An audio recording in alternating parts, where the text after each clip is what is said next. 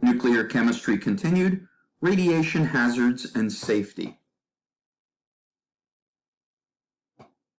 One of the best ways to protect ourselves from radioactive materials is to place some sort of barrier between us and the material itself. And the barrier will differ depending on what type of radioactive particles we're dealing with. This barrier is referred to as shielding, and shielding can be something as simple as a little bit of air between us and the material, or a sheet of paper, or something a little thicker like a thin sheet of metal, like aluminum foil, or in some cases very heavy, thick lead, or even many feet of thick concrete. And with alpha particles are very large particles as radiation particles go. It has 2 protons, 2 neutrons, and it's charged with a +2 charge. And it turns out that if alpha particles are being radiated out from some material, they're actually stopped by about 1 centimeter of air, a very small amount of air, or even a single sheet of paper will stop an alpha particle. So it's very easy to protect ourselves from alpha particles. We literally just have to stand back from it or put something very thin between us and the material. But when we have higher energy particles that are smaller and can penetrate more, like a beta particle, we might need something a little thicker, like a millimeter of aluminum foil. Gamma particles and X-rays, and remember gamma particles and X-rays, or gamma rays and X-rays, are essentially the same thing. They have different sources. Gamma rays are from the nucleus of atoms, X-rays are from the electron cloud of atoms, but they are still very high energy photons, or high energy electromagnetic waves, or high energy light. You can think of it in any of those ways. And they will penetrate a lot of matter. So you need a great deal of shielding between you and gamma ray materials. So thick concrete or lead is absolutely essential to protect us from these incredibly high energy, high penetrating particles. So there are a number of different factors that will influence how much radiation exposure we get to the material we're dealing with, and ultimately how safe it is to work. The half-life of the material is one of the first things we look at. Shorter half-life materials, the short half-life means it decays faster. So there are going to be more particles occurring per second. So long half-life materials are generally much safer than short half-life materials.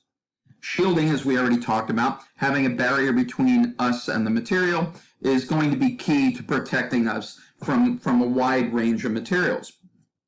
The type of radiation, alpha, beta, gamma particles, can also influence how much damage it can do, not just in terms of how penetrating it is to a barrier, a shield, but once it hits us, how much damage it will actually do. And we look at a couple different things when we're looking at the types of radioactive particles. The first thing we look at is the ionizing power. In other words, what is the charge on the particle? Does it have a charge at all? And the higher the charge, the more dangerous it is in terms of when it hits a molecule in our body. If it has a large charge, it's likely to break bonds in our molecules and create new ions, and this can be quite dangerous. Luckily, most of the charged particles, like alpha and beta particles, are very easily stopped. A single sheet of aluminum will stop both alpha and beta. It takes very little to stop alpha. In fact, your skin will stop most alpha. So that's not as big a problem unless you ingest it directly. So if for some reason you breathe in gases or dust that contains alpha or beta particle releasing materials, this can be extremely dangerous, alphas especially. And there have been people that have suffered severe radiation damage as a result of either swallowing or inhaling materials that are alpha particle decaying radioactive material. Penetrating power is also important. We already talked about that in terms of the shielding. So the smaller particles, like gamma particles, which can penetrate through paper and skin and through great deal of distance of air and aluminum foil, and even certain thicknesses of lead and concrete, The gamma particles are going to be the most dangerous, and the X-rays, it's the same thing. And these are much more dangerous than beta, which are a bit more dangerous than alpha. So alpha outside of our body is no problem. Alpha inside of our body is a big problem. But the big thing that we generally want to stay away from is gamma and X-rays. In general, unless you're ingesting them in some way, gamma rays and X-rays are by far the most dangerous to human beings. And then where we're exposed, what part of our body is exposed, is also important. Exposure to our internal organs, especially our brain and our genitals, is going to be more harmful than exposure to our extremities, like our feet and hands. So radiation effects to our health fall into two general categories: what we call somatic or whole body health effects or damage, and genetic damage. So genetic damage will be to the DNA, specifically to DNA in our reproductive cells. Reproductive cells meaning sperm and egg. And in the case of somatic damage, body damage, this comes in a couple different categories. We have acute radiation syndrome, and this is the short-term effects of high dosages of radioactivity. And one of the things that high doses of radioactivity for a short period of time can cause is destruction of all the types of blood cells in our body.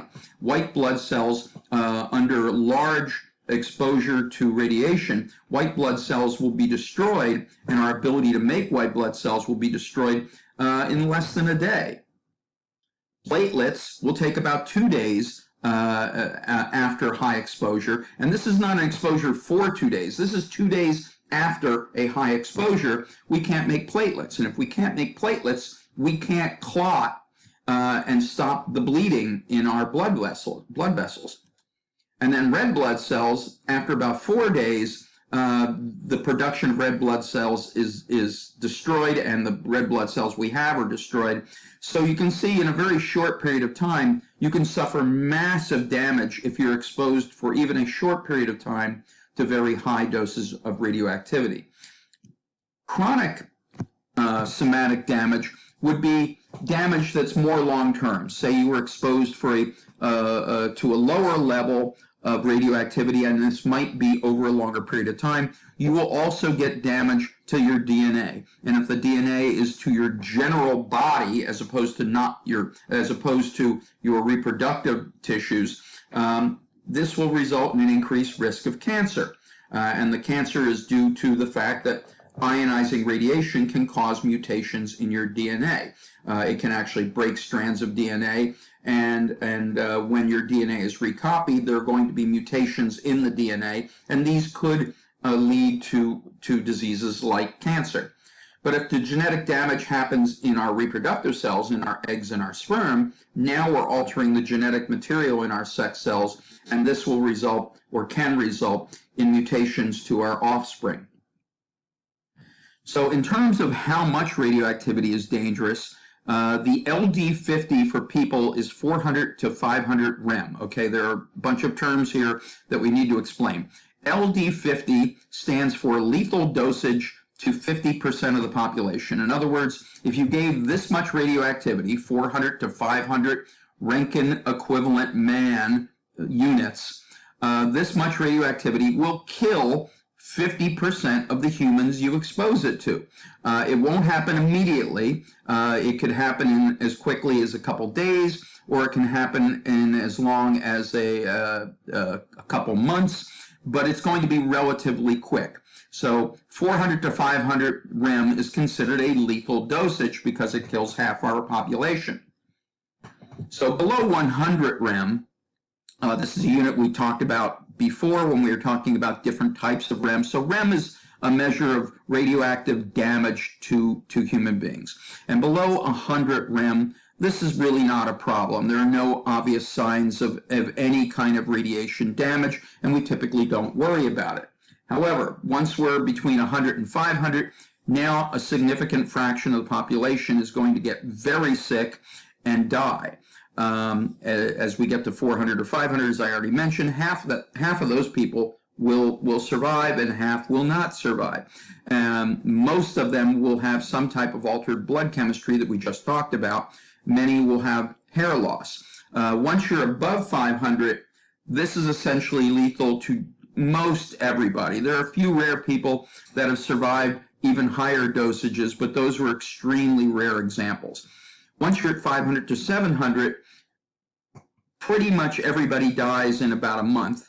And the death is a result of the altered blood chemistry from even lower dosages, plus bone marrow destruction, which means you can't make new blood cells, and you can't clot whenever you start bleeding. So this causes massive bleeding defects and will certainly result in death in about 36 days. Once you're above 900 rem, 900 to 2000 rem, it gets even worse. Death is even quicker in about 10 days. And in addition to all the other symptoms I've mentioned, there's also vomiting, diarrhea, and increased infections as a result of having lost all your white blood cells. By the time you're at 5,000 rem, exposure to 5,000 rem in a short period of time will actually result in third-degree burns.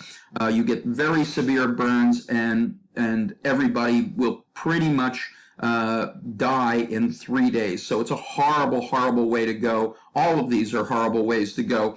Radiation sickness is a terrible way to die, and it's extraordinarily painful, and there's very little you can do for patients except try to make them as comfortable as possible. And by the time you're at 12,000 rem, in addition to all the other problems here, you end up with severe bleeding, as well as fluid loss, because you have severe bleeding, and tissue integrity has really been compromised, and patients die in as quick as 1.5 days. So this is just a horrible, horrifying way to go. And with this, we'll stop here.